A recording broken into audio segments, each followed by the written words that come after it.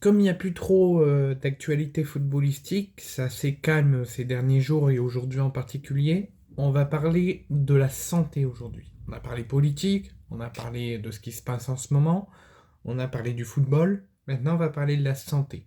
Comme vous le savez, depuis mars 2020, on a fait face pendant plus de 2 ans et demi à l'épidémie de Covid-19, de coronavirus, qui, soi-disant, se serait propagé par l'arrivée du pangolin et par cette fameuse souche qui se serait évadée du laboratoire et qui a démarré en Chine, qui a démarré au Japon et qui après est monté en Bretagne et après est monté jusqu'en France, jusqu'à en faire une grande épidémie qui a amené le président de la République à faire une allocution, plusieurs allocutions, plusieurs points de santé médicale et de santé de la population et a amené à confiner le pays et la nation pendant quasiment plus de 2 mois en alternance confinement, déconfinement, confinement, déconfinement, déconfinement partiel à cause de l'épidémie du Covid, de la recrudescence, ça baisse, ça remonte, ça baisse.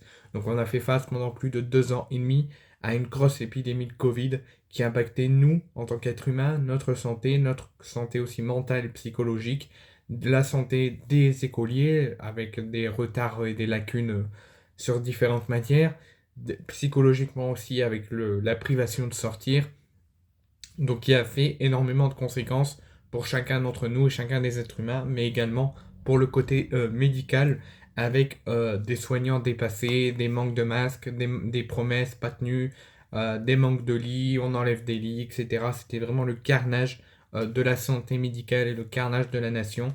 Et maintenant, bah, ça fait que la santé est détériorée, le temps d'attendre, les urgences, etc. Même si le Covid, on n'en parle plus, il est toujours là et ça prend toujours de l'impact à l'heure actuelle. Donc après le Covid-19, qui a duré pendant plus de 2 ans et demi, et qui d'un coup on n'en a plus parlé, depuis l'apparition des vaccins, l'obligation, pas l'obligation, vous êtes obligé, vous n'êtes pas obligé pour travailler, et au final on l'enlève après, donc vous êtes fait vacciner pour rien. D'un coup, plus d'infos en parlent, plus de médias, plus de gouvernement, personne ne parle du Covid-19, c'est comme s'il était arrivé et il était reparti comme si rien ne s'était passé. Donc beaucoup d'interrogations sur le vrai du faux de l'apparition du Covid-19. Actuellement, il y a une actualité qui tourne autour des réseaux sociaux, qui tourne autour des chaînes et des médias, avec l'apparition d'un virus, d'un variant, d'une nouvelle peut-être épidémie, on ne l'espère pas, on espère que ça ne va pas se propager comme le Covid-19 et en espérant que ça ne prend pas trop d'impact et de conséquences. C'est une souche plus virulente et un virus plus virulent et plus contagieux et plus dangereux que le Covid-19. C'est le variant, la variole du singe, le virus Mpox. Plusieurs cas, et il date pas de maintenant, il n'est pas nouveau. Il a fait son apparition en 1970. Il a commencé à se propager en Afrique centrale, en Afrique du Sud, notamment dans la région de la République dominicaine du Congo, pendant plusieurs années, jusqu'aux années 2000. Et s'est propagé un petit peu partout. On a commencé, pas en France, mais on a commencé à en parler dans l'Europe à partir des années 2000.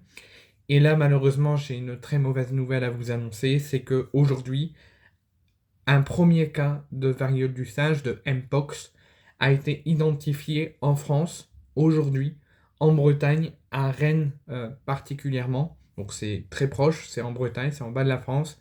Donc premier cas, c'est le seul cas pour l'instant de variole du singe. Il y en a eu aussi autour de la France, mais en France, c'est le seul cas pour l'instant de variole du singe et d'Mpox. La patiente, elle ne venait pas d'Afrique centrale, elle ne venait pas de République dominicaine du Congo, elle ne venait pas de la souche du Mpox, de où le virus était en premier, il ne venait pas de ce lieu-là. Mais la patiente a été en contact avec des proches de l'entourage qui s'étaient rendus là-bas et qui sont venus en France avec le virus et qui l'ont propagé, qui ont fait le premier cas du coup de propagation et de virus dans le pays et qui ont impacté cette patiente qui sont malades. Donc son entourage qui ont encore le virus sont en France mais sont mis en quarantaine et cette personne est hospitalisée et également mis en quarantaine à l'hôpital en Bretagne. Maintenant, pour ceux qui se demandent, donc vous savez ce que c'est le Covid, je vous ai expliqué un petit peu ce que c'est le variant Mpox, mais on va quand même en parler très rapidement. qu'est-ce que le Mpox et qu'est-ce que on peut avoir comme symptômes et comment s'est propagé ce virus.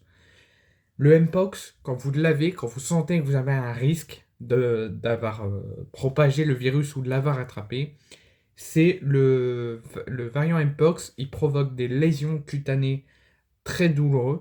Donc vous avez des boutons un petit peu sur le visage, et un petit peu sur les jambes, sur les parties, etc.